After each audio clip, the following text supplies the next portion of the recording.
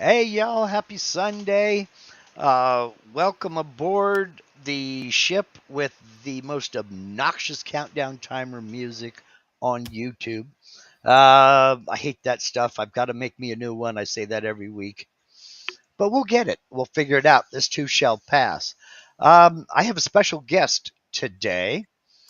I have Mr. Scott Thompson from Scott Art CNC online and Willow Creek Studios in real life.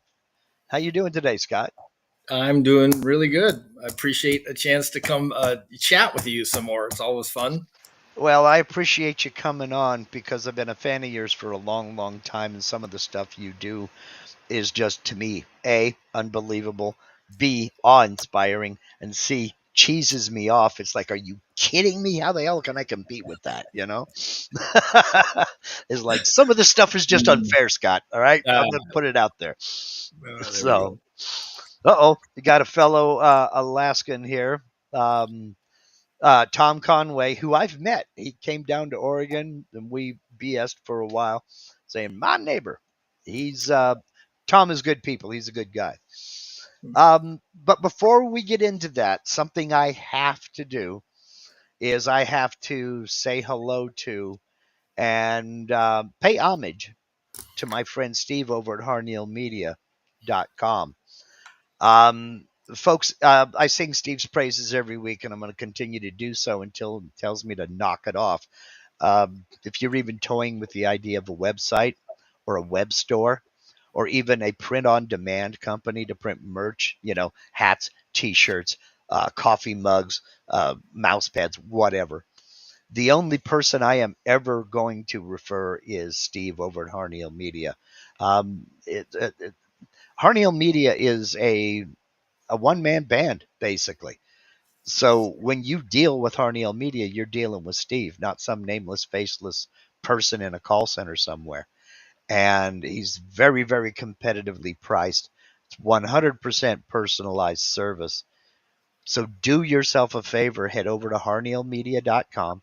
There's a link in the description of every live stream and every video on this channel. And it's that way for a reason. Once you get there, click on that contact us button and shoot him a message. Steve will work with you. He'll do as much or as little as you like. If you are well versed in running a website, he'll stay in the background and take care of things there. If you're like me and have no idea what you're doing, he'll help you out and he'll do the things that maybe you should be doing and forget about. But anyway, no matter what, head over to harneilmedia.com, tell him I sent you, and say hello. He'll work with you. Thank you, Steve, for everything you do. I greatly appreciate it more than you'll ever know. Okay, Tom, I gotta ask, how the heck did you get started?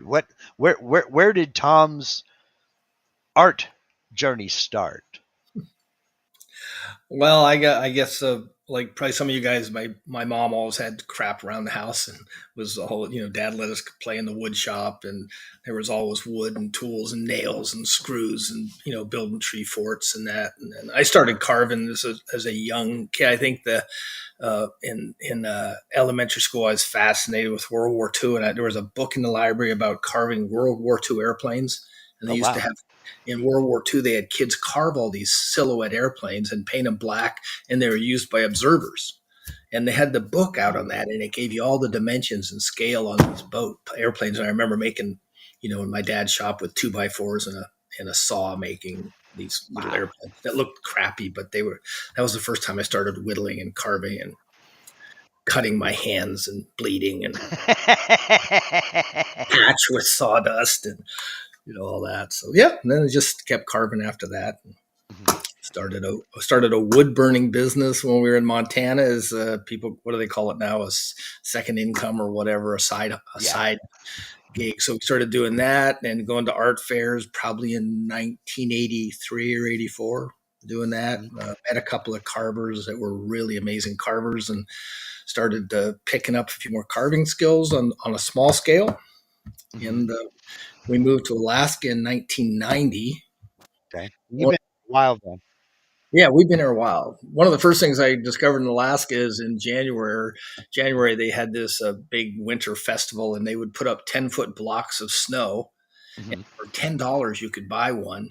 And they had like 120 of them lined up on the central street in town, and you could go carve it. It was like being gifted a giant piece of marble, and you had a week to carve it. You couldn't use power tools; it was all hand axes and chisels and saws and all these crazy ass Okay. inventions that people had. 100, and there's either team events or one on one. And so I started carving big pieces back then, and it Hmm. was pretty fun doing that. And then, yeah, and then I added chainsaws after that because I wanted to do something a little more permanent. The snow would melt, and we'd cry, and the dog Yeah, would come yeah. pee on it, and it'd be yellow, and you go, my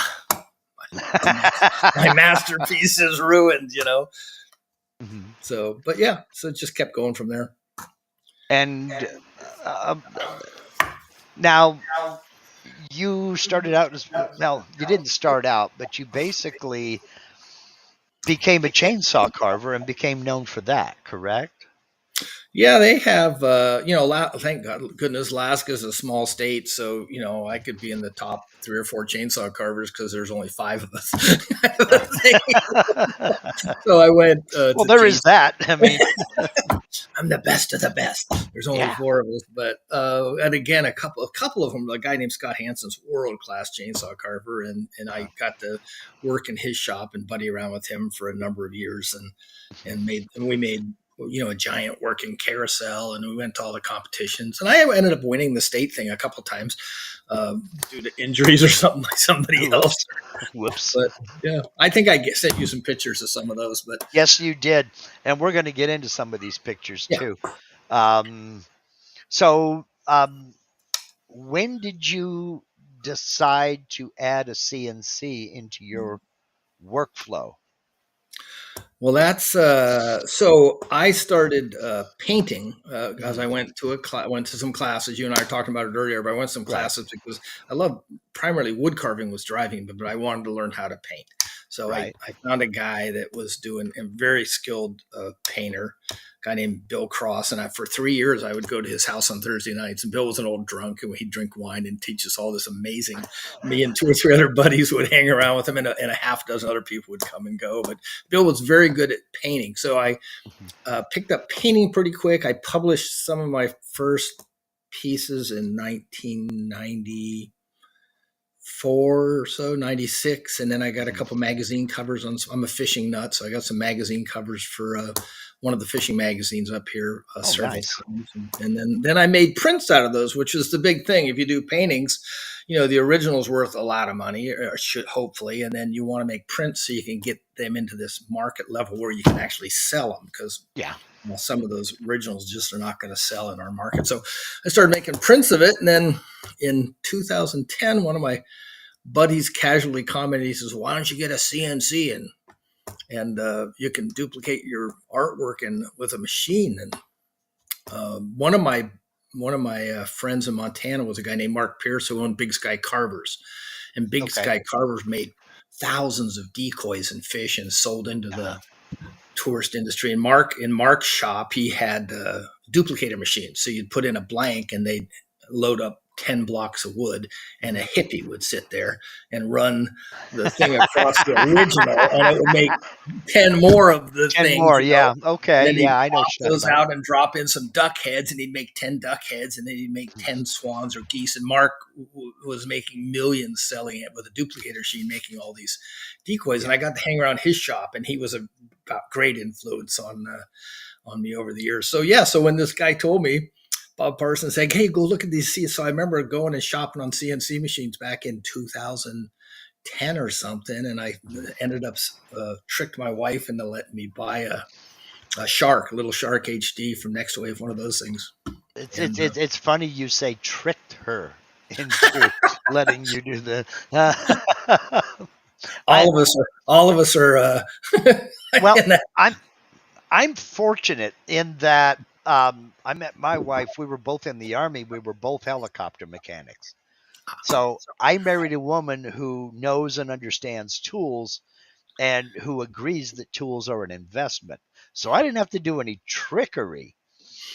But especially the way I got into it, it was all I made my own. So it was $40 here, $60 Sure. there, then boom, $500 here. Whoa, wait a minute, where'd that come from? I just waited for tax season. But I got a couple of comments here from Ellen Madra 3212. Drunk painting sounds interesting. You learn quicker. You're not worried about how it looks, which was one of his lessons, you know. Um, I have a word for that. I call that the six pack economy. You would be amazed at the things you can learn for a six pack. Yeah. You know, Yes. if you're willing to sit with somebody over a six pack and just talk, you will learn some amazing stuff. Uh, Yeah. The hidden stuff comes out. yeah, it does. It does. In vito veritas. She Yep. also said, I painted the inside of my house once. Alcohol might have been involved. The end results, well, yeah, there is a limit, Alan. When you see two paintbrushes, stop. Yeah. You know. Yeah. Um. So you incorporated CNC into your workflow now, but you're still predominantly a hand carver, right? I've shifted over, I mean, so I like to tell people in CNC, I love the guys who go, I want it to come off of my machine super clean. And I'm like, no, I use a chainsaw. So I want it to come off, you know, and then I get out my detail tools and I'll do some undercutting and some other stuff. So I'm not, and up in Alaska, we can't get all you guys with walnut and the beautiful wood you have down south make me cry. We do most of our work with birch or spruce. Hmm. Every once in a while, one of my buddies smuggles in a piece of walnut, and then I covet it forever. Yeah, yeah, Kind of a deal. But yeah. I, it's one tool of a bunch, but mhm. it gets us so much done and moves you so much further into the arty part of it quick, Mhm. and then and then Aspire made it possible if you make it my art. I learned pretty quick that I could make designs that I could claim as my own. As an artist, I wanted to be able to do that. So So you basically got into learning how to model to help create your art, yeah. correct? Okay. Before I bought that shark, I went to Vectric. I've always been a big promoter of Vectric will let you try Aspire out. Yeah. And I went in there and watched Becky teach her lessons on how to do, and I skipped right down to 3D modeling. Uh-huh. And there was a thing how to do a cat or something like that. Hmm. And it just clicked with me that I could make that work for what I wanted to do. Yeah. And then guys like you and a couple of the other people have just added more tricks to the as I listen, because back then the only person teaching was Vectric videos. Yeah. Yeah. And then I kind of got into doing the Vectric videos because Vectric has to cater to all skill levels. They can't take the time to slow it down and break it down for the person who's never done this before, and that's what I try to do. So I have a reputation of being the, the the absolute beginner who's never done anything like this before. I've got your back. You know, if you want to learn how to do something, go to Kyle Ely at Learn Your CNC. If you want yeah, to learn why you do it that way, come to me. yeah. Because I'll tell you whether you want to know or not. So, um, the uh, so being in the Pacific Northwest, you get a lot of softwoods here, and that's mainly what we work with. A lot of cedar, pine, fir, spruce, things of that nature. Not so much hardwoods, because it all has to be shipped. So by the time it gets to us, I'm paying, $5 a board foot more than what folks back east are paying for like walnut or something like that. Yeah. So I'm kind of with you on that score. And some softwoods are easier to carve than others. Do you have favorites or have certain species that you're like, oh heck no, I'm not working with that? Uh, I mean, I just did a big museum project with blue foam from Mhm. the box stores, 2-inch blue foam, Yeah. and I don't like working with it because no matter how good your ducks collection is, that stuff gets all over your shop. Yes, There's it glue, does. and it's static. It sticks, and it's hard to get rid of. But up here, birch is the closest thing we have to hardwood. So if I Mhm. really need to have a super clean carve, I'll use birch. I Okay. have pallets and stacks of 2-inch milled birch, kiln dried birch out here in my in Okay. stored, and then I have a container up here stacked full of 2-inch by 15-inch spruce that's dried for years, and I use that in a lot of big signs. When I do signs, I use that there, or I use that for. So I make it work. Yeah. But Yeah. when you Yeah. watch the guys with these beautiful maple carvings come out, and then I go, oh, God, Well, so pretty. maple is an inexpensive go-to when you get into hardwoods, but there are several different grades of maple. So, I mean, but if you just get any kind of a hard maple, you're going to get, generally speaking, a good uh, product out of it. So, a Yeah, lot of us, that's our go-to. yeah. Now, Eighth Center wants to know, have you not got hornbeam there? It can be a challenge to carve, but definitely a bit more hardy than spruce. Well, that's I have never heard of hornbeam, so that would uh, not heard of it. Is there another name it goes by, or Um, it's not something that we have here in the U.S. I know it's big in Europe, especially the further north you get. So a cooler climate, hardwood. I have not seen it by any other name. I basically I wanted your take with that question because I've never seen it in any hardwood supplier down here. So not here? not there. Okay, okay. Uh-oh, you got some fans here. Um, Routerville, USA. Have known Scott for years, always willing to help out when asked. Super guy who makes some great files. Also gives painting lessons. Just go to his place in Alaska. Uh-oh, are we back in the six pack economy here? Well, John is the guy I started doing paint by numbers for. Ah, okay. He says that's BS because the numbers are fractions and he doesn't get fractions, which is pretty funny. But Oh, John does oh, beautiful work. He's oh, a he's great one of friend. those decimal people, huh? Yes. Oh man. Let's see. AK Tom Conway. This is Tom's wife. He does these great painting classes where he carves in the design for us amateurs to paint. It's really a fun class. He must be talking about you. She must be talking about you. Does that sound like what you do? Yeah, that's so I'll a lot of the classes that I do, I'll laser something like if we're painting a bear or something, I'll have a laser outline, a DXF file of a bear Mhm. on the paintings and stuff because and I tell them I think that's Nancy who commented there. She's been in the classes and stuff. We have a lot Okay. of fun picking on people and go for what's working when we do the classes. But I don't want to teach a drawing class because I want to teach painting technique is what we're Yeah. trying to get. Most of them are coming there to do that. So if it starts out with a bear or a raven or a duck or a fish or whatever, Mhm. then we can get right into painting instead of going, no, it doesn't look like a bear. We're painting pigs today.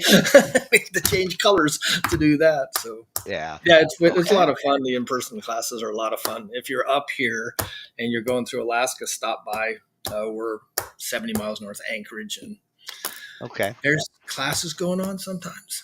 And Willow Creek Studio is aptly named because you were in the town of Willow, right?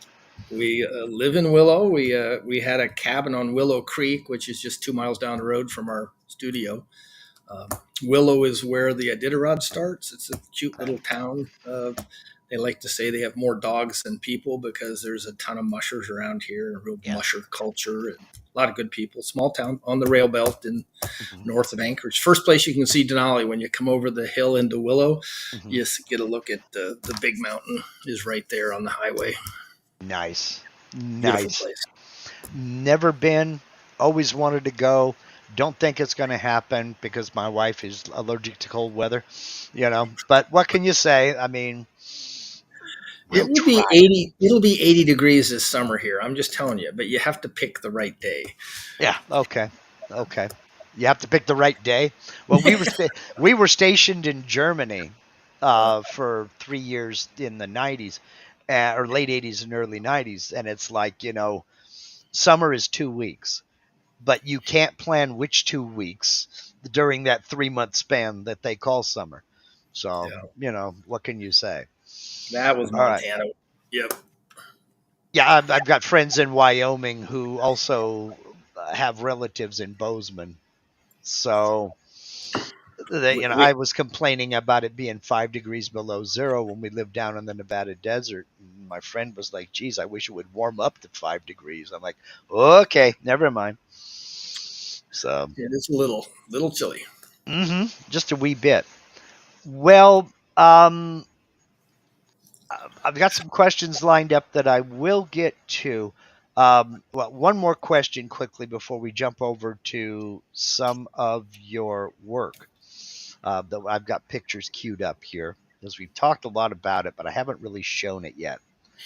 Um, the question that I got was, what was it that made you go ahead and spring for Aspire? What what was the inspiration for you to say, okay, yes, I'm going to pull the trigger on Aspire and learn this? Well, it's when I back in 2010 when I was looking at the possibility of being able to duplicate my art with the carvings, which was my Mhm. first passion. I looked at ZBrush, which is an amazing 3D software, and I looked at I think Blender and a couple of the other ones, but mostly ZBrush, and I looked at Aspire, and knowing that I was going to head down this path because it just made we were doing 10 or 12 art shows a year, and it was I wanted to shift away from when you're carrying a log into an art show, a bunch Yeah. of logs because you're a chainsaw carving. I could see that coming and going, I ain't gonna carry these in there anymore. I'm gonna carry a cribbage board in or something. So it was so basically it was practicality. You're tired of lugging Yeah, 2 ton art objects, and let's go with something I can carry in one hand. I yeah, get you. way better and a better price point, all that stuff. So yeah, when I looked at that, and ZBrush is amazing software, and I still own it today, but I'm incompetent with it. It's such a long learning Audio. curve. Okay, your audio suddenly dropped, and I didn't hear that at all. Oh, well, I couldn't. ZBrush is very difficult to work. It's a Okay. long learning curve. There's no doubt. It's amazing software, but it's very difficult to do. And in Aspire, within a few hours, I could see a path that I was going to be able to make the stuff I wanted to make. Yeah. And then, so yeah, so right away. And back when I bought it, it was $800 or something. So Hmm. Oh, so you just got in early. yeah, very 2010 or what. Right away, when I bought, I didn't start out Hmm. with B carve. I went right to Okay. Aspire Okay. So you bit the bullet early. right away. Yep, Okay. yep. Okay. And it paid for itself. Just pieces of luck. It paid for Hmm. itself. Like the third job I got was a $13,000 sign Oh wow. that involved. I had to learn how to do tiling really quick because I have a 24-inch CNC machine, and I got an order for a 72-inch diameter sign. Oh. So there was pile of tiling to be done. It was a little Yeah. over ambitious to take that on, but it worked. Worked great. I made two giant signs for people, and I Mhm. think I cleared $13,000 on that. Wow. It was all done. Wow. So I love stories like that, man. I love yeah, stories like that because it just goes to show that you can do it, you know. yeah. There's things out there. Hmm. That came from taking a bunch of little cribbage boards to a show, Hmm. and people, oh well, can you do you know? Yeah. And Yeah. I was stupid enough to say yes, and away you go.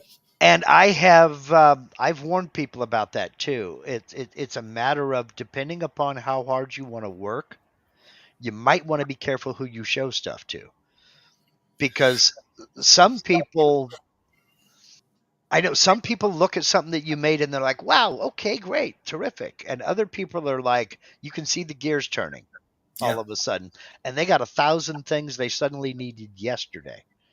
yeah. and now you're behind. So it's just careful at what you wish for. You might get it. Yeah. No, we have about 70 artists in the gallery today. Hmm. And I call them all closet artists. Most of them are, some of them are pretty established people who do art business and they sell their own. But most of them come in one day and they say, "I got this stuff and I want to see if I can sell it." And they're Yeah, nervous, and sure. they've given it away to their mom and their sister and their neighbor. And now it's starting. I call them closet artists because it's piling up in the closet. Yeah, They have to get rid of yeah, stuff, and yeah. they're sitting there going, "How do I market this, or how Mhm. do I move it?" And they don't want to spend time marketing it or moving it. Sure. And so, yeah, I don't. It's interesting to walk them through that part of the Yeah. process. But we've all been through it too. I've been Mhm. through it. There's nothing. I just you go do a show and nobody buys anything, and you kind of, oh, that's a check. You go, Yeah. but Yeah. But it happens. I mean, it's really hard to. Sometimes it's hard to justify going to a show when that happens. It's real easy to get down on yourself, but you never know who's going to be at the next show. yeah, So you just gotta kind of keep putting yourself out there. yeah, Eh, yep. I agree. So, okay, let's get into some of the things that you have done here. I've got a bunch of pictures queued up, and maybe we can talk about some of this. Um, it's it's really awesome. Everybody has a workbench. But if you're going to have a workbench where you paint, and this is your painting workbench, why not make it a stylish one? You Yeah, know, I yeah. mean, now, so that's you keep all your paints in there and you paint at this bench, correct? Yeah, I have an easel that I sit just to the left of it there, and I paint on that. And so what's on, there's a computer screen on there for references. There's a all my paints are in there. The canvases are on the top shelf. That beam across the top has some lighting in it, so I can shine light down on what I'm working on. And it was Okay. just meant as a place where I could set up painting and make a mess and not have to go clear a table every time I wanted to paint something. So that's Okay. now, if you saw, if I sent you a today picture of it, I wouldn't send you a today picture of it because it's a mess. It's been painted on for 10 years, but But I it's think that's a law. You have to have. I mean, uh, my attitude is a clean shop is a sign of idle hands. So if it's got paint splatter all over it and everything, that's art in and of itself. absolutely. So yeah, So it's served me very well. It keeps all my mhm, stuff right there that I need, and yeah. it's I can go and knock something out pretty quick because the supplies are all right there, and away I Yeah. go. Okay. Okay. Well, I think it's awesome. I think it's fantastic, and I wish more people would do stuff like that. You know, Uh, it's just yeah, cool. yeah, that was a fun piece to make, and Yep. it's not dust proof or anything else because right behind it is a CNC machine and a bandsaw and a all that other equipment is sitting right next to it there. So Well, let me ask you about that. Now, this just comes into a. I don't know where we're going to go with this, but you paint, and there is all this other equipment that's creating dust. How do you control that? How do you handle dust getting into a painted piece? well, I guess I probably don't. I think it's a little bit like I for years have told people that my carvings are signed with my DNA because I probably bled on them, and so Uh, there's probably a little bit of dust in almost every painting because I I just can't. So when I load up my CNC machine, I'm hopefully I have a backlog of 4 or 5 things that need painting because I got to sit out there in the shop for 2 or 3 hours while a carving runs. So I'll yeah. have a couple paintings lined up, and I put headsets on and listen to some music and blow the dust off in the area and start painting. And any dust that gets on the piece you're painting, that's just extra texture then. Huh? Yeah, that's what I and Okay. I ask extra money for it. Yeah. Well, Russell Faraday says you can't fake patina. Says you. Okay, okay. And let's see here. Oh, some of your chainsaw carvings. Yeah, that was a little Harry and the Henderson piece that I did a few years back at the That's the log yard at the gallery. So we have 700 feet of highway frontage in Willow, and that's he was sitting out there waving people for a little while, and he sold pretty quick. Some guy he bought that for a birthday present for his wife and loaded it up to surprise her, which I was surprised. I She was surprised. I imagine she was very surprised, but I wonder how that birthday dinner went. Yeah, You got me what? yeah, Now, yeah. give a little idea scale here. How tall is that? About 7 feet. Wow. So the Oh, wow. both arms are additions. The log, you can see the base of the log down by his feet, Right. and then so carve them all out and separate logs to make the arms, and then join those to Okay. the to the piece and continue carving. So That's fantastic, man. yeah, it was, And if Harry is not your style, I mean, who would turn down a big grizzly like that? yeah, that was the client wanted a 10-foot grizzly, and I found a log for it. And the guy whose hand you see it standing there, this went to a place called Alpine Creek Lodge. And 2 years, that guy showed up, came into the store and goes, "Oh, Alpine Creek Lodge. I was up there a couple years ago." Well, 2 years earlier, he'd been up there bear hunting and got chewed on by a grizzly bear. Ooh, And his wife was there, and the bear grabbed him by the face and threw him around in circles. And wow. his son was there and ended up shooting the bear, but he had videos of the guy sitting there of that guy. His Mhm. son took a video of him while they were 17 miles north of the lodge. It took them between getting snow machine back and a helicopter rides 12 hours to get to the hospital. Holy. Tough old dude. So he wanted a picture with the bear. Yeah. So pretty storied character. But yeah, that bear's sitting up in near Denali Park in Alaska. Sweet. Sweet. Oh my gosh. 10-foot oh man. Okay. And is this a golfer? Yeah, that's my nephew is a Division 1 golfer. Was a Division 1 golfer, and his parents lived on a golf course. So that's an eagle bench I made him Mhm. out of a tree in their front yard, Yeah. and yeah, kind of modeled off the sun a little bit. And yeah, Nice. that's in somewhere in New Holland, Pennsylvania. Nice. Oh my gosh. These are great. These are great. Yeah, And then, we got to get into the maritime stuff here as well. yeah. Oh, that was a mermaid. So we got a picture. There's the gallery in the background of my truck, and then that's 20 feet from the main highway in Alaska, going up to the national park. And my right across the streets, the town of Willow, and then just 2 blocks down is my church that I go to. So I love doing that kind of carving, and the church ladies come over and give me advice. I bet that. Because And, the problem is, when you're carving, you guys know you're removing stuff, so you have to make it oversized. It has to be right. bigger. And then you take it down slowly. And Hmm. she was definitely oversized as she was, Hmm. getting carved. And they had to come. I got several visits giving me advice. Oh, I would bet. I think that's a law. But Yeah. now, Eighth Center wants to know about how long does it take to do a full size carve like that with a chainsaw? Mm. Well, I think the state competitions we have. You're allowed one helper, and you get 3 days, and it's two 12-hour days and an 8-hour day to start. Yeah. And I think one of the ones you'll see here is the state competition piece. But that one probably over. I only work on them a couple hours a day anymore because I'm not 20, and Mhm. so that one probably in a week, uh, Mhm. maybe 2 weeks, spread out over 2 weeks. But if I was forced to just do that, you could do that in 2 days, really.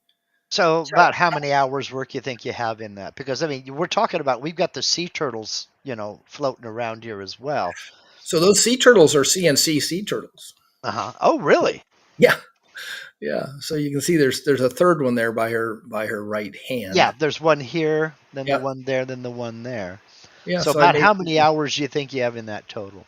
I would say probably in the area of 30 hours. Okay. Okay. So yeah, it is some of them are a labor of love and others are just love of the art, you know. Yeah, she is. Somebody came and picked her up one day, and Mhm. she's now sitting on the end of a river somewhere, on the edge of a river, overseeing a boat dock. So Yeah. Yeah. yeah. Barry Lane Wood Design says the ladies at the church probably would have liked it if you'd have left that mermaid in the log.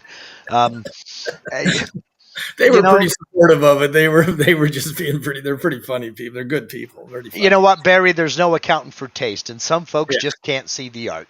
What can I Yeah. say? Yeah. Now, Mike Bernasconi, a good hand carver in his own right, Very uh, good. Yeah. has asked, when you carve with the chainsaw, what kind of visual do you start with, or is it just out of your head? I'm not telling Mike anything until he tells me how he did that Ford truck that he just made because Mike's got some We're crazy good. we're going to get into some of that in a little bit later. We're dealing with the hand carving now, and then we'll get into the CNC. Yeah, so I do gather a few reference pictures that I on Mhm. almost anything I carve, to try to get it. And then if my wife asks, I go, "It's all about you, honey. I just use Mhm. your my only reference." So, when I'm doing mermaids and pretty women, so it's I all. don't know that I would admit that in public, but okay. I mean, Yeah, well, no one else is going to hear this, right? yeah, no, no, it's just you and me. We're Okay, just thank you. we're Keep it just secret. hanging over the fence. Yeah. You're right. Okay. Now this looks like competition. That was we were asked to do, and you can see like in the background you can see an octopus piece coming together there. But we were asked to do something Okay. that had to do with the ocean. This is down in at the state competition in Seldovia, down. If you've been up in Alaska, it's south. You gotta go all the way to the what's called the end of the road, which is on Homer, and there's no more roads after that. And then you get on a ferry, and there's a little town about 12 miles away on a ferry, and Seldovia is this beautiful little town, and every year they host a big chainsaw carving competition down there, and Wow. and my wife helped. She was my assistant on this one, so she helped make the chain, and she did some sanding, but she refuses to sand some of these pieces. Well, can't have everything. I mean, where would you Yeah. put it all? But uh, But yeah, that one won the state championship that year, mhm. which was fun to do. Yeah, yeah, imagine. Okay, let's see what else we have here. Now, I have no idea what to call that. Well, it started out as so you can see there's a big giant chair right behind it. Yeah. And so I took a root ball and bolted it to the top of a log. Uh huh. And then with the idea of like a tree ant from The Hobbit, sort of Oh, a, oh, oh, oh. Okay. Yeah. and carved that big giant goofy dude in there. And that sign, if you can't see it, he says, "Hi, my name is Selfie, Uh huh. and I'm an employee of the studio. And my job is to hold cameras." And his hand that goes off screen to the right is twisted in such a way that an iPhone sits in there just perfectly, and you can hit the self timer, and people climb in the chair, and Selfie takes a picture of him. So he's very Ah. popular. He's very popular. So, Okay. Okay. and just a manifestation of all the cool face carvings that people do in bark. I mean, I do classes on that where they'll come in and we'll carve cottonwood bark and do these little tiny faces. Well, this was a bigger one with a chainsaw, and Yeah. did Yeah. that. So That's that's awesome, man. That's perfect. That's perfect. Now here, am I to assume these are snow sculptures? that's a snow sculpture. That one actually won the national championships in Wisconsin one year. Mm-hmm. So yeah, we get a 6 foot circular block, Mm-hmm. and I had two buddies that did traveled around on a snow carving team for quite a few years. We'd go someplace and they give you a block and you get to carve something. So we carved a really pretty cockatiel on the inside, Mm-hmm. and then worked carved all the barbs out. And it was just a it's all got to be done by hand tools. There's a newspaper. We carved a newspaper, and the snow will hold a ridiculous amount of detail when it's cold, Uh-huh. and we'll do that. So yeah, we it was yeah, that's one of many of those that we did for years. That was fun, but it led to because I'd watch them melt the next day and or Mm-hmm. 2 days later. So that was pre doing chainsaw carving.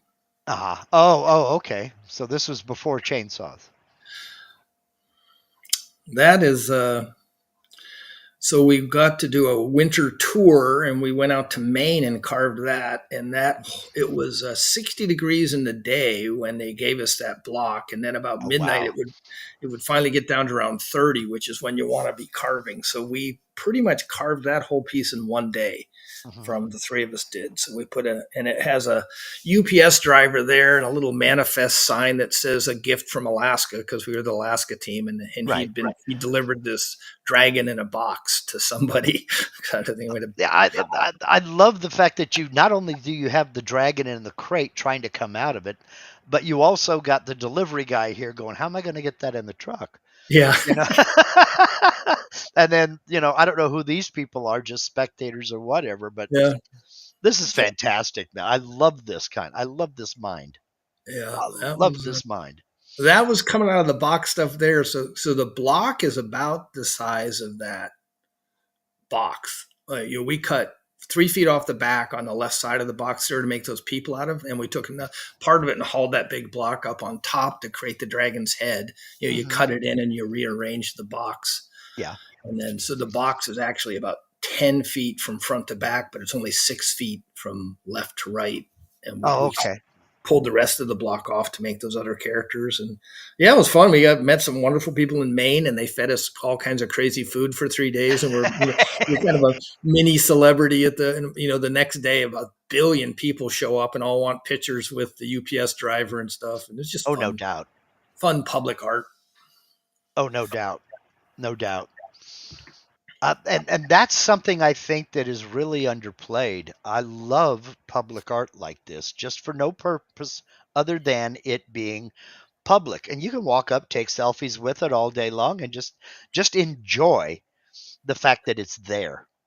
And with snow, obviously it's temporary, but that's part of the charm, I think. Yeah.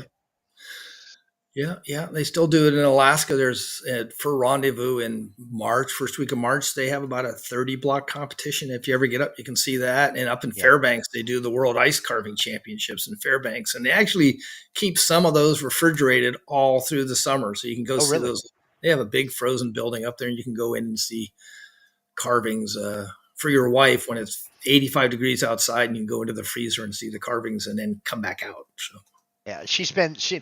My wife won't go into the dairy aisle if she's feeling certain way. So getting her into a freezer, yeah, that ain't happening. So there you you know, go. okay, then So we've got this has got to be my favorite of the snow carvings. This yeah. is awesome. So that was with my buddy Scott Hansen, the chainsaw carver. He came up to Anchorage one time, and we did that piece from How to Train Your Dragon. That was just a really fun piece, and it was Mhm. about 2 days, probably 16 hours of time, all with hand tools, Yeah. and Wow. knocked that guy out. That's fabulous. So we got like fifth place, by the way. So you get a sense of that. There's Whoa. some pretty amazing stuff going on in those. Okay, back the truck up. This took fifth. Yeah, and that Holy color cat. you're seeing right there, that's Mhm. sunset in Alaska at about 3:30 in the afternoon in February. That's just this beautiful evening color that's Wow. crazy. That's awesome. That's really awesome. Okay, Yep. now I think yes, now we're going to get into some of the more technical aspects of what you do. And I'm going to ask you questions. And folks, if you have any questions at all for Scott or myself, please put them in the chat. Now, Yeah. obviously, this is a pair of crappie swimming amongst some branches and such. Where does this come from? Where is this just something I'm going to do a couple of crappie swimming amongst some dead trees in the water, or was this a special request, or where No, did this idea come from? so back to when I was painting and did some stuff for a Fish Alaska magazine and I mean, I've been a fisherman all my life, and from my dad taking me out and catching bluegills in a creek in Pennsylvania. And I remember my dad catching the first carp, a 20 Mhm. inch carp. And I thought that was the end of the world. This 20-inch carp was huge. Yeah. When I was a little 6-year-old boy and just wanted to catch a carp. But all my life, you stare at water and you're throwing a hook and you're trying to imagine what's going on underneath the water. And that's where all this fish art that I do comes from this. I wonder what it really looks like underneath there. So a lot of my paintings and such are about the salmon stream. We lived on Willow Creek, and it would fill up every fall with hundreds and hundreds and thousands of king salmon, and you could sit on the bank and watch these 50-pound salmon in gin clear water. And then the trout would come out and ram them and knock the eggs out of them. And there was all this stuff going on. And the fishermen would come and the trout would disappear back under the logs. And, all that became these images of what it looks like when you're fishing. And, so a lot of these are just out of your head. Yeah. Okay. But it's one thing to carve something like this, to get it right. And I know you do a lot of hand carving after the fact. You don't take anything straight off the machine and finish it, right? So that piece right there hasn't been touched yet off the machine. That's how it come off the machine. So that's straight off of the machine. Yeah. And it's two-sided. Am I correct in that? No, that's one-sided carving. Okay. I'm sorry. You say that's one-sided. Yeah. This is all one-sided. Okay. Yeah. And then you end up with something like that. Yeah. And it looks like it's going after that knot, I just have to say. So. Yeah, it does, doesn't it? I didn't notice till you flipped that up there. I went, oh. And so it's one thing to carve it. It's another thing to finish it like this. Sure. Which came first? Did the painting come first or did the carving come first? So, it was all in my head that I wanted to learn how to paint the carvings from the beginning. So that's when I started taking those classes and stuff. Really, for me, it was about painting carvings. It wasn't about flat canvas painting for me. And then, so the carvings came, and then thousands of, or whatever, awful lot of carvings end up in the firewood pile because they didn't work out. Painting is a great way to either make a carving work or to ruin it pretty quick. So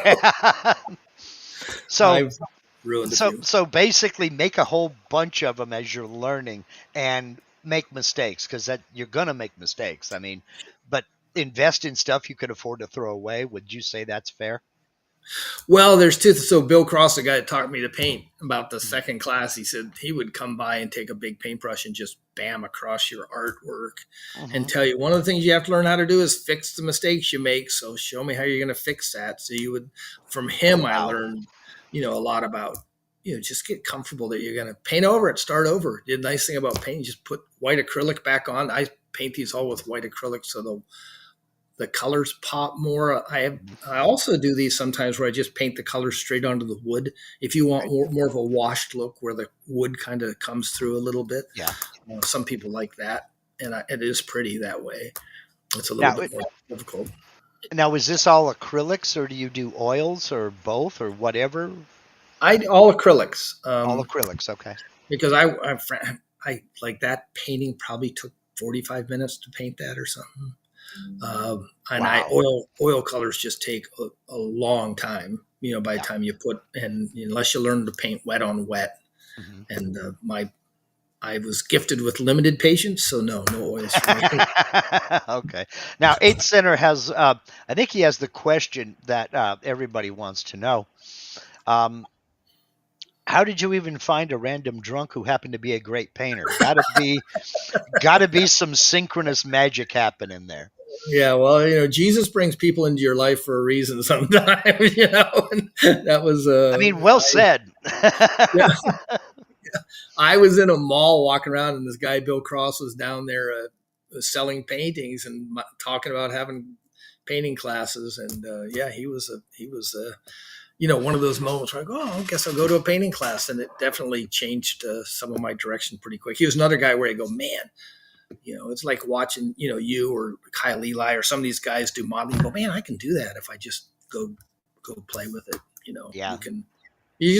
I have a cluster of probably 6 buddies on the CNC world that I depend on. Yeah. that walk me through stuff. And when things aren't working, I call them up. And I won't mention their names because you guys aren't allowed to call them. They're mine. They're mine. Stay away. But it's we have such a great community for that kind of stuff where you can go, whether it's an electronic problem or a machining problem or something wrong with why is my machine trying to do something that it's not supposed to be doing. Now, You gotta have that.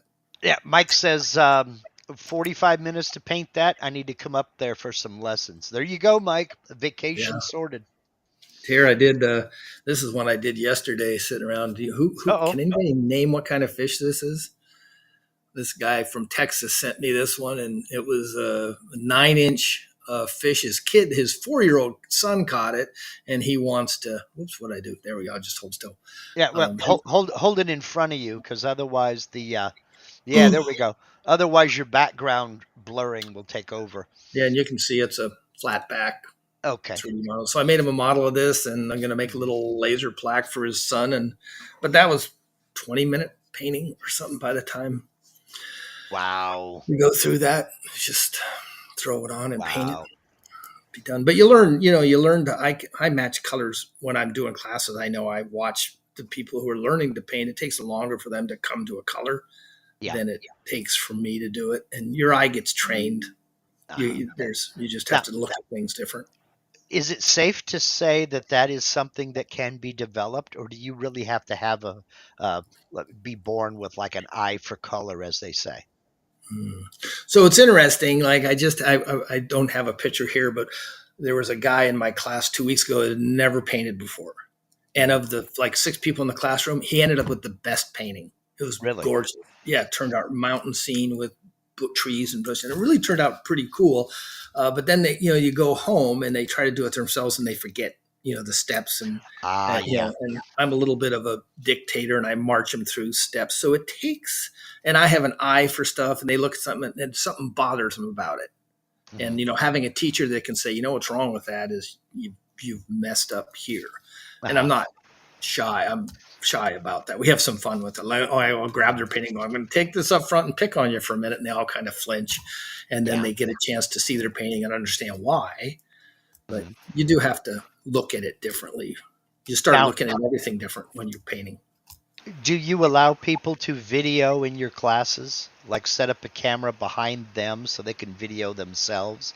And if they want to. I've take never, your critique, in real time? Yeah, it hasn't happened. I've been nudged and pushed to try to come up with more video training on this. Well, Crappie Bass one. I did a video class on that one. It's on my YouTube channel somewhere. Now we've had a guess here. 8 Center wants to know: was that fish a perch? White crappie bass. Okay, I would have said. Oh no, the one that I held up. Yeah. No, that's a wrong guess. I would have said a pumpkin seed. Yeah, no, it's a fish I have never heard of, and I caught a crap pile of pumpkin seeds and bluegills and sunnies and every kind of version of them. I thought, but the kid caught it in Texas, and his dad had a very specific name for it. So we'll see if someone else picks up on it. Okay. Ellen wants to. She says, "I watched a lot of Bob Ross years and years, and I can't paint. What I see in my head and what I do are two different things." Then she follows it up with, "Does it make a huge difference in the brushes you use?" Yeah, it's a good question. So the classes I teach, I went to Michael's and I bought mostly the cheapest brushes I could buy because people and I have probably 20 sets of brushes at the gallery, and people tend to wreck brushes, but part of it, there's brush technique matters. So how you load a brush, how you put paint on it. Mm-hmm. And, most of us, our painting skills are limited to house painting. So we put a crap pile of paint on and you go left and right and you go up and down and you cover everything. Well, the brush technique is how you load a brush real lightly, and are you dabbing or, are you creating direction with the strokes? There's some of that can be taught. And then find someone who will teach. Go find an acrylic painting instructor and find someone who will start from day one and help you, learn to mix paints and some brush technique, and then go make a bunch of ugly paintings is what I say. Do you think that there is a place for acrylic art classes in community colleges and what have you? Uh, they Or exist. They're there. I mhm, mean, you go. We have a number of painting classes of one of the big the art store that I like in Anchorage has weekly classes. So you mhm. can find those depending on where you're at. There's always the other thing is there's these paint and sip classes where someone will walk you through and I think those are more social than Okay, instructive. They're more okay, paint by number. They're paint this part blue, paint that part yellow, drink a bit of wine, and now you have a sunset. And they don't really get into, and okay, I try to stay away from that a little bit. okay.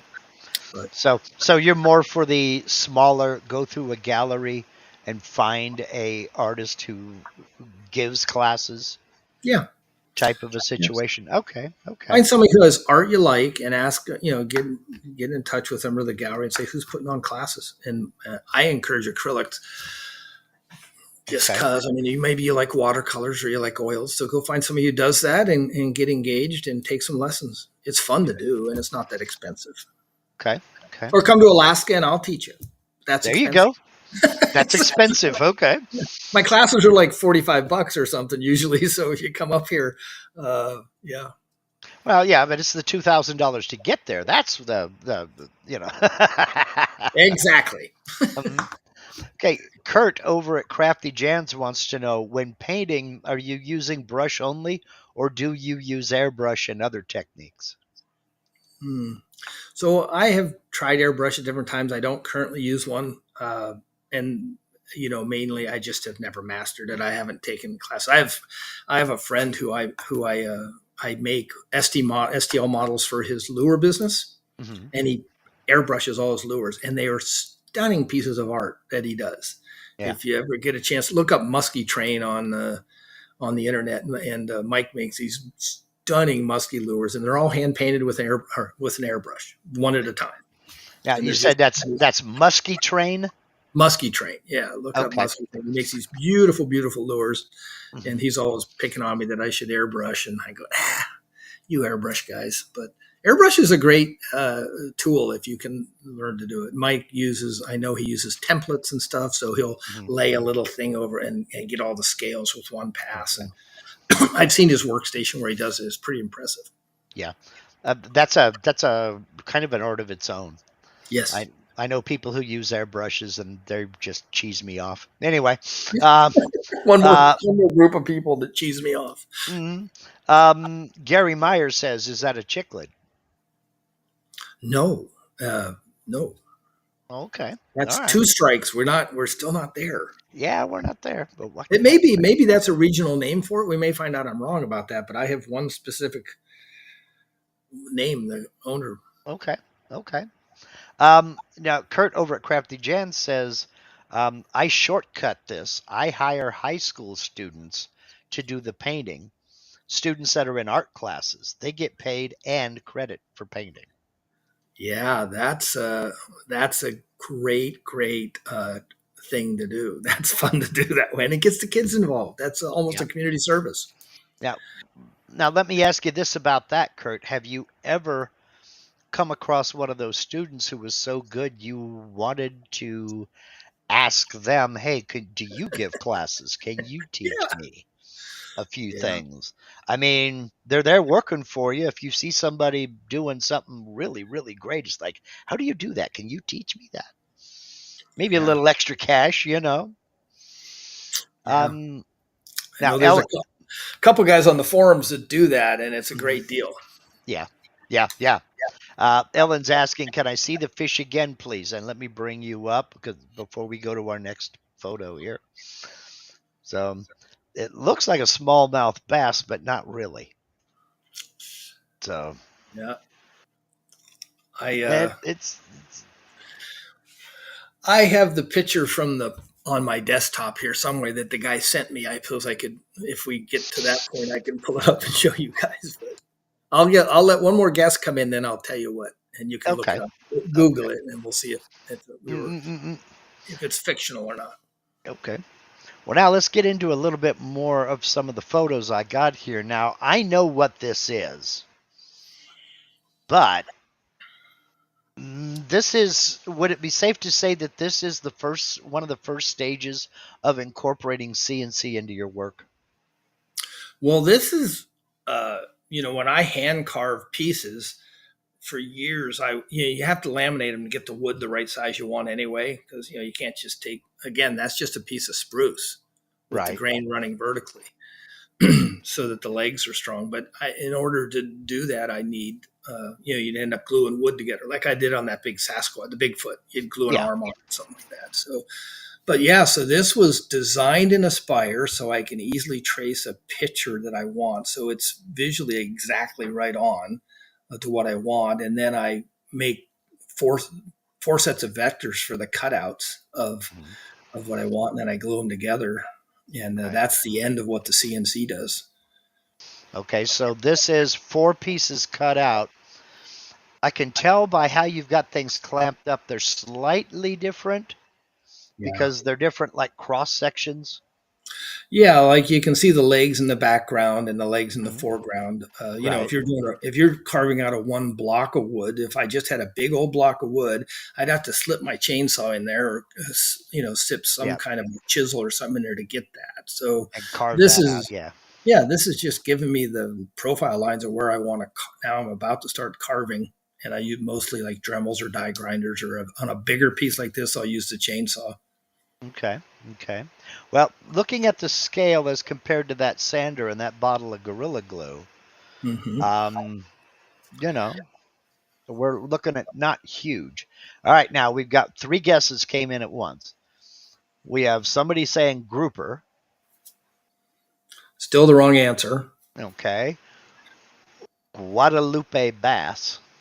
Okay, yeah, I don't. That's not what I was given. So I'm saying wrong answer. You guys may call me out on this, but no, not what I was given. Piranha. No, no. So the owner told me it was called a warmouth. Warmouth. It's he caught it in a pond in Texas, and it's official fish that the Texas state keeps records of. And Really? yeah, so it's a little warmouth. So Okay. there you go. That's why look up warmouth, and you'll see they're I real pretty fish. I could hear the keyboards lighting up now. There they go. We sent them off to YouTube again, Mark. We lost them. They're in Google World now, looking Oh up no, they've warm. opened a new tab or a new Oh, browser did they? window, and Okay, they're good. They're that yep, good because yep. I don't have that skill. I would just listen. I hear the keys clicking as we speak. Funny. Now you take this. This is off of the CNC machine. 4 pieces laminated Yep. together, and then what have we got here? Well, this was also cut out on. That's of course going to be an antler for an elk, but it Mhm. was cut out of a piece of PVC pipe. Now, this is a secret. I don't want anybody else sharing this. So, Mark, again, Okay, just you so and me. shh. Okay, don't tell anybody. But this is how I do antlers for wood carvings anymore. So, I take a big old when my wife's not home and doesn't hear me. I take a piece of it's a 18-inch diameter PVC pipe, and I split it down the middle, and then I warm it up in the oven to about 200 degrees, and it becomes soft. And then I lay it out flat, throw it on the Mhm. countertop, throw some rags on it and a board, and I create a flat piece of PVC. And then Uh-huh. I draw the antler shape I want, cut it out with the bandsaw, and then Mhm. I grind all the texture into it with a Dremel with a raspy bit on it, Uh-huh. and then I have a flat antler, and then I sit a bucket of water on my bench and a torch, and I put on some leather gloves, and I start melting that antler and shaping it. And when I get a part of it the right shape, I duck it in the bucket and lock in that shape, and I move on to the next section of it. And that beautiful patina there is the torch color that comes off, and you Uh-huh. see the tips of it haven't been touched with the torch much. Torch, It's yeah. just it makes just gorgeous antlers that won't break. I used to carve antlers out of wood, but it's a very complicated Mhm. shape. It takes a big piece of wood, and so yeah, that's my answer for moose and elk and deer antlers when I do reproductions for people. How thick is that frickin' PVC pipe? I mean, there's some It's diameter here. How are you? it's a big, thick piece of pipe. So it's almost a half-inch thick wall in the pipe on that. Seriously? Yeah, you can use smaller pipe on smaller carvings, but on that size, it takes a thick piece of pipe. So if I'm around construction sites and I see somebody out there putting in great big giant pipes and they got some little ends cut off to fit Mhm. something, I'll go skulking around looking for a foreman somewhere. Say, Yeah, can I help you clean up that yeah, pipe you got there? So yeah, really. So you're not getting this at Home Depot. no, you Yeah, could go get a piece of it at a pipe supply company, the big ones that do, septic lines and giant yeah. commercial project Mhm. jobs, but you're not going to find it at Home Depot. Or hang around construction sites, hoping Yeah, that you get there early enough for they're putting in the infrastructure. yeah. Well, I worked at around construction sites for many years, so I have a supply of this stuff. If you walk around the back of my garage, you go, "What's that big pipe for?" I go, "Just don't worry, it's a secret. Just me and Mark Lindsay know. No one else That's knows now right. how to That's go out right. there." Right. And this is what you come up with out of those four pieces glued together and some PVC pipe. Yeah, you can start to see the Dremel work starting to take shape on that boy. So I have to ask, are you kidding me right now? This is all your hand carving Yeah. using, like you said, Dremel with burr bits and things of that nature. Are you also using like chisels and draw knives and things like that, or are you kind of beyond that? I have a really nice set of chisels there, Hmm. and I because there's some tiny little things that Dremels and stuff don't quite do that like around the eyes and that I use Yeah. them for. But it's almost all Dremel and die grinders, big Hmm. 1/4 inch shaft die grinders that you. So suffice to say, you've been doing this for a week or two, right? So that Hmm. again. So here's the beauty of a CNC machine. So I get to that point pretty quick. You cut those four pieces out, you glue them together. It's Hmm. what, a 30-minute cutout, and then you Yeah. glue them together, and it sits in your garage or your shop for a day. And the next day Mhm. you bolt. Because I have my shop set up right, I clamp that thing down so it can't move, and I got both hands on my grinder and I shape it. Yeah. So probably at this point right here, I have maybe 3 or 4 hours of carving time into it. So that I Wow. can they're if you have the right tools and you get the big part of art is these carvings is getting it's just like the people that come to paint in my shop, and I have it Uh-huh. already drawn out on a board for them because then we can Mhm. just worry about painting. So now the CNC machine's allowed, this elk has already got its forelegs positioned, its neck, its posture, its ears, they're already there in that cutout. So now I'm just doing what I like to do, which is the detail work Mhm. around uh, the face. And you could do this out of a CNC. You could do a two-sided carving, but it's messy and it's still not quite. It's I'm not Yeah. I'm not there yet. I do it There's a on French. there's a lot of people who have that problem because if you look at something like the ear, where the ear comes here, there's a back cut Yeah, behind that because there is ear behind that, and it's got a texture too. yeah, And there are undercuts all over the place that the CNC is not going to get, yeah. unless you have It's a 5 axis setup. And if you have a 5 axis setup, you and I can't be friends. right. So, so this has got to be done by hand. And I see you've got the antlers mounted and what have you. Yeah, So, and you've got a moose in the background, but we'll get to in a minute. And getting a little bit closer, now you're starting to add other elements to it. sure. Yep. Carved logs and carved Now, the base. Put some more wood on the base. I glued some to make the base wider at the bottom. mhm, okay, is this just to make it look more aesthetically pleasing to yourself, or is it just that's a little plain? It needs something over here. That kind of. Yeah. So this is the art part of telling a story. Mhm. You want that thing to tell a little bit of a story. You don't want an elk standing there on a concrete block. I Right. want him. He's in a deadfall. It's that tree has got some bark peeled off where he's been rubbing his antlers in the, and he's there screaming his lungs out up on some hill in Montana or something. And Yeah. so, yep. a little bit of that. Okay. Okay. And then yeah, they go on. Then painting comes. This is where painting comes in now. So And this is where a lot of people go, okay, all right, now you're just being ridiculous. But I mean, I have to say, that looks real.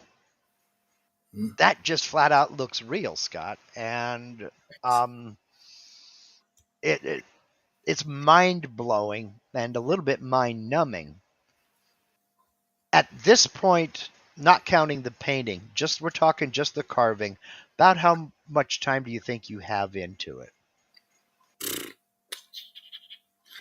I mean, I remember making this one. It was made over a period of a week. While I was working on other stuff, Yeah. gluing up, but carving, it's hard to say that because I look at something and something bothers me and I let it sit for 3 or 4 days and Hmm. I'll look at it and I'll take pictures of it and Yeah. try to see what is it's bothering me. Hmm. Um, and by the way, there's still probably 15 carvings out in my garage that are still bothering me that I've never finished yet. I can't quite get my brain to tell me Well, what's we call those UFOs, UFOs. unfinished objects. Yeah, I keep a running group of those around, and paintings even more. I probably have 30 Hmm. paintings that are UFOs. So, but Yeah. yeah, there's Yeah. not. I mean, I'm doing another elk like this Hmm. for somebody that's ordering one, and I know when I have to have it done, and I know I can get something like this done in a week, uh, Okay. Okay. amongst other types of work and stuff. So, Now, would you say you have more time in the carving or the more time in the painting? oh, the carving. Carving, really? Okay. Yeah, the painting is that's all. Probably most of that painting is done with a 2-inch brush from Lowe's. Just Wow. mixing and getting, forcing the color in there and then blending right on the. Right on the piece. Yeah. Did you do Yeah. this one in white acrylic or did you just leave the natural wood to show through? I painted over it. I did put acrylic on Okay. All right, now I'm going to put you on the spot. Which part it. of this do you enjoy the most?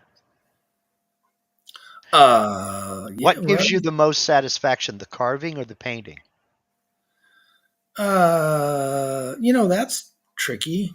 Um, my wife will say I'm emotionally attached to elk because Hmm. I'm a Montana kid and I Well, really enjoy elk. So when they turn out right, I do like that one. Yeah. So I don't know. There's something wonderful about sitting there with the Dremel and just working on the little details.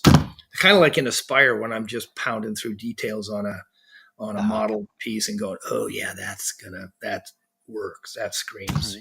sort of thing. Yeah. So I enjoy building the model. I enjoy carving. Hmm. The painting is something you just have to do to get to this point. I So, want it to so have a little bit of like a bronze patina to it, so it looks a uh little yeah. like. But So they each have their own attraction and charm. sure, I can't do the same thing Okay. every week. I'm doing something different all the time. So Okay. Okay. That's and fair point. Fair point. I just yep, like to put people on the spot every once in a while. I failed. I don't Okay. know. Yeah, what's this Now going to now we're getting into um nobody likes a smart aleck Oh, territory here. Okay? Because I couldn't figure out where you were going. I had absolutely no idea what was going to happen here. And then I saw that and I went, oh, okay. Yeah, here we yeah. go. Yeah. So that's all carved out of a bunch of 2x12s. Hmm. Um, so in that first picture where I'm starting to glue those all together, you can see I used Aspire to separate, to look at all the different pieces that I could cut out of a 2x12-inch board because he's much bigger than that. Yeah. And then layer them. I had figured out I wanted him hollow so he's not too heavy. And then Well, glued them all together. but Yeah, go you back one more. also, yeah, I'm going to, but you Oh, also there it is. started on the stand. Yeah, that's the back of his neck. I knew that was going to be the kind of the defining line for the shape that went against the wall. Uh huh. And then the silhouette of the moose's neck, you can see there vertically, and you can see it's made out of. You can see the different, like that one with the curve under his chin. That's a Yeah. 12 inch. That's 12 inches of wood. That's 12 inches what you're pointing at right now. So it's Yeah. just a matter of getting.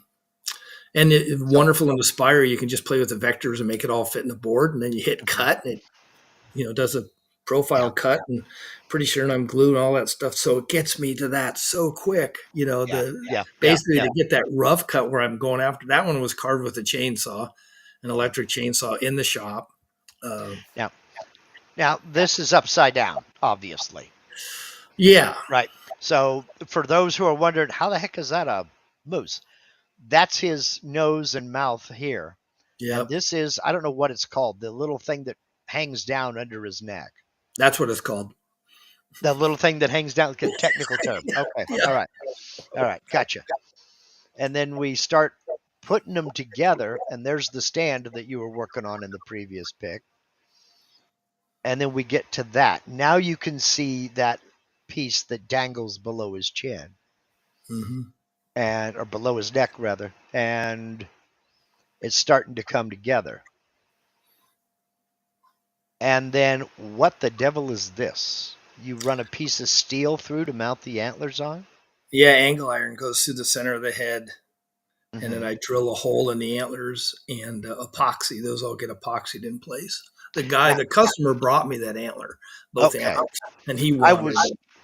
I was wondering about that. Is that the antlers that have dropped off the moose that he has found out in the wood that you had found out in the woods or where? But He brought me a whole skull in. It was a bull he had taken. A guy oh, was a okay, customer from near Fairbanks brought that in okay, and wanted to. okay. Now again, I can see die grinders and things of that nature down here. So you're doing this with the power tools again with the Yep. Dremels and what have you. Big Sanders Yeah, angle yeah, grinder okay. with a 6 inch, Hmm. you know, grid on it, and just getting rid of wood as fast as you can. Chainsaw. Well, you have that old cliched. Well, you just remove everything that doesn't look like a moose, and it's like, oh, thanks, Yeah. thanks for that, appreciate it. And man, you ain't kidding. You got a bunch of stuff here. Everything Oh, down to Dremels and up to big die grinders.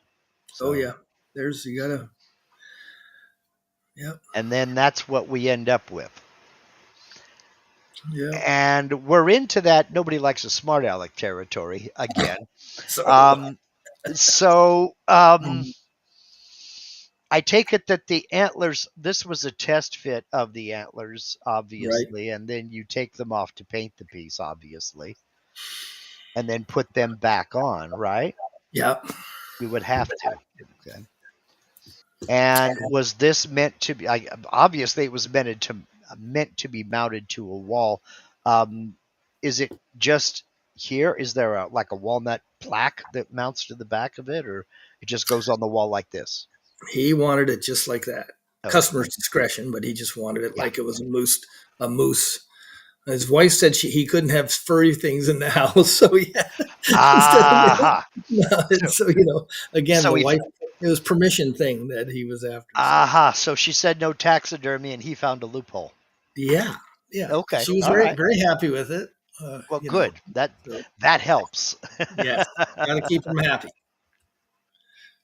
for sure. All right. Now, this is some of your Oh, wait a minute. classes, correct? Yeah, yeah. The big happy guy in the back. I forgot I sent you this picture. The big happy guy in the back. That is his very first ever painting. Are you serious? Yeah, he's never done it before. Well, you could look at the smiles. I mean, Oh, yeah. Well, they've just survived a 3 hour beating from Scott Thompson. and this was done in 3 hours. These were done in 3 hours. Yeah, yeah. 11 to 3 is probably 4 hours. 11 to 3 is the classes usually on Saturdays, and Holy underwear. yeah, Wow. there's a there's some pretty basic things that you can kind of. I mean, you start teaching people to look at light and Hmm. why mountains look the way they do, and this was Yeah. mostly about mountains and clouds. This particular painting was. Okay. Okay. And we see the crappie on the back here. And is that a big muskie there? Big pike, yeah, big Big northern pike. pike. Okay. All right. All right. That's in the back. That's the back room in the gallery. So Ellen will be excited about that. And then we have salmon. yeah, the little rainbow trout. These guys are a couple Oh, little rainbow rainbow. trout. Okay. So the one on that one is the one I was doing with them. So I start out with an empty canvas and I walk them through. Mhm. this whole thing. We lay down a dark background and then start making pebbles. And then I Mhm. have a template cut out with my laser of that trout. So all the trout are exactly the same shape. I Oh, had a okay. template of a fly rod, and we Mhm. used that to trace the fly rod in different places. And the gal on the left actually glued my template onto her piece and made it fly rod come outside the canvas, which I thought was pretty Oh, cool. okay, now So that's she just flat out cheating, all right? it is, yeah. You're outside the canvassing, outside the box. This is I encourage cheating. You know what? That's next level because now you've made it 3D. Yeah, it is. So she just made that into something it wasn't before. So she was pretty tickled. But that's another 3 or 4 hour class of just Sweet. getting marched through. And every time I do a class, I'll tell you there's parts of the other people's paintings where I'm jealous of because I go, man, Really? I like and I learn, I Mhm. adjust what I do. But yeah, there's a couple of ladies in the community of Willie that show up to paint that have some crazy cool skills That- they all sit there and poop on themselves and go, I just can't paint. I mean, you're making some pretty cool stuff. This one gets me right here in that you can see the depth of the water change. Yeah. And Yeah. that's a deeper hole there. And it's just like, wow. I mean, Yeah. Yeah. and the little water ripple right around the little foam edge around it, man. Yeah. So my teacher, Bill Cross, always called that crossing things up. He said, get out the money brush. And we do big, it's all done with 1 inch brushes up to most of that. And then Hmm. he'd get out this little tiny brush and put that kind of detail on at the end. Hmm. And so, yeah, the girls got out their money brushes and did some pretty cool stuff at the end that makes it And pretty again, fun. this is all in acrylics. All in acrylics. And these are the classes that you teach. Yeah. Then I turn So, around and sell those. I throw them in a bin and sell those mhm. in the gallery, the ones that you can see in the foreground. I did one first. That's to advertise the class, and then in the background's the one that I paint with them. So I end up with Oh, two this is paint. the one you paint with them, and this is the one you use to advertise the class. Yep. Okay. All right. And All right. And the website for those who are planning Alaska trips now, the website address is down in the description of yep. this video. Yep. You'll find a link to Willow Creek Studios so you can get in and book a class. Now, this has to be, Scott, the most Alaska picture I have ever seen in my life because everything about this screams Alaska. We got a Uh, John boat. We got the Viking head, which is actually a salmon. yeah. Uh, we've got Thor. We've got Captain America. We've got Willow Strong. What the heck is this? So our town has an Hmm. annual Fourth of July parade, and so my son and grandkids and all them came up, and we made a Viking ship. It has a big dragon tail on the back end, and they all had swords and giant axes, and I towed them in my boat. That's my fishing boat, and we just towed it down the mile long parade, and they threw candy at people. It was fun. That was the other Alaska thing. It's all on the boat trailer, so Yeah, it's legit. yeah. I So yeah, love it. that's all CNC stuff. All the signs and the anvils and the axes and the swords and the Hmm. dragon, salmon. And this is fantastic. I mean, what I like is the fun that everybody is having with this. I mean, I really dig it. Yeah. Now, Bill Coleman is asking, Hi, do you Bill. teach online classes? I'm trying to get there, Bill. There's guys, there's like Mark Lindsay who's mastered it, and Bull Shanigan, and some of those Oh, guys. I'm getting receiving pressure from people to try to get better. So I'm going to try do a couple. I'm going to try to have a couple of painting classes that you can pause and stop. And the problem with the painting classes of doing them, my opinion is in person, you can turn your picture around and show me where you're at, and I can tell you what you're missing. yeah, And because people sit there and stare at me, and they'll commonly say, I don't get it. I don't know what I'm missing," and it's hard to yeah. go back and forth. And I've thought about having some of a follow up thing. If you buy the class, you can call me up and show me your painting and stuff. But it's just some of it's in person really helps. So Uh, uh, there's now with live streaming like we're doing right now. Um, something to think about, something to consider, and I don't know if you would or not. Would be maybe small groups of say 3 or 4 in a live stream situation. Now, again, you're talking about 3 or 4 hours, but they would be able to turn their painting around and you could see what's going on. I mean, the ability here for us to, I can remove this from the scene and I can, spotlight one Yeah. person. That might be something to consider. I don't know if I'm not trying to make work for you, but just throwing it out, just throwing it out there. I mean, Stop yeah, it. just trying to help a brother out. You know what I mean? I did a Zoom meeting one time painting, and I had my wife manage the Zoom meeting. Yeah, So she was telling me what the questions were and would pause. And then and you can imagine, Mark, you're managing this whole yeah, meeting right now yeah. and doing, and what I've discovered at my age, and I think a lot of us, I have a limited amount of RAM. And RAM Uh, is your capacity to deal with multiple things. yeah. And once I start dealing with too many things, I start to blow up carving jobs and ruin paintings and turn the computer Gotcha. off. And I know that some of this exceeds my RAM. Gotcha. Gotcha. Understood. Like again, but you have to understand that I'm an expert with coming up with stuff for other people to do. So I recognize the skill and I honor it. that game recognized game. I mean, don't try this at home. I'm a trained professional. All Yeah, right.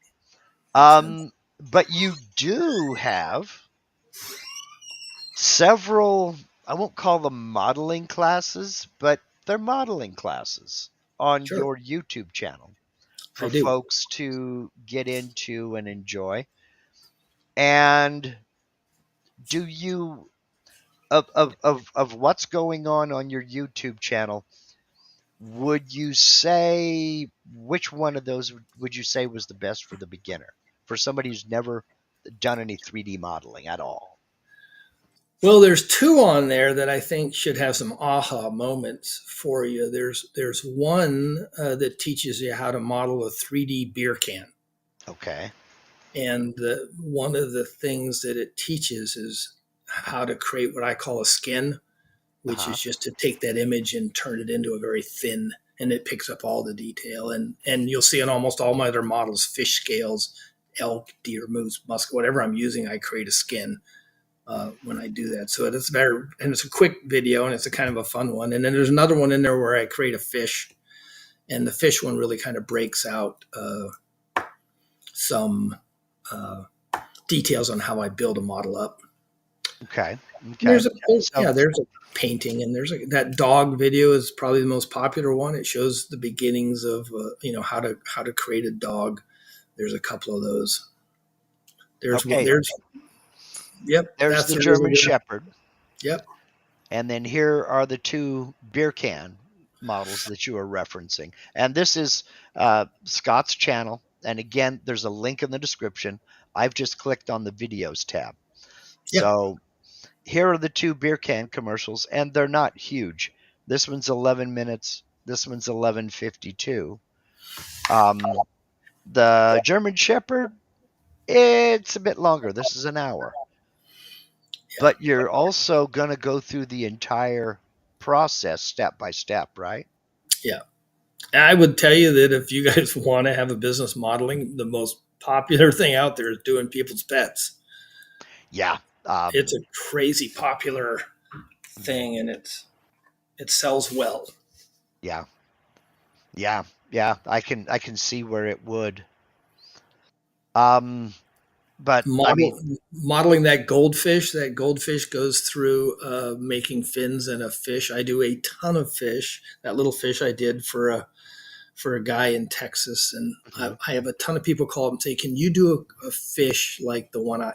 And so yeah, pretty straightforward, yeah. more advanced level how to do some. This is the one that gets me, this bass. You have a bass chasing a bluegill in thumbnail photo and a couple of other bluegills who are getting away from it. And brother, it looks like a bass chasing a bluegill. Yeah, I mean, there's no getting around it, and that is wow.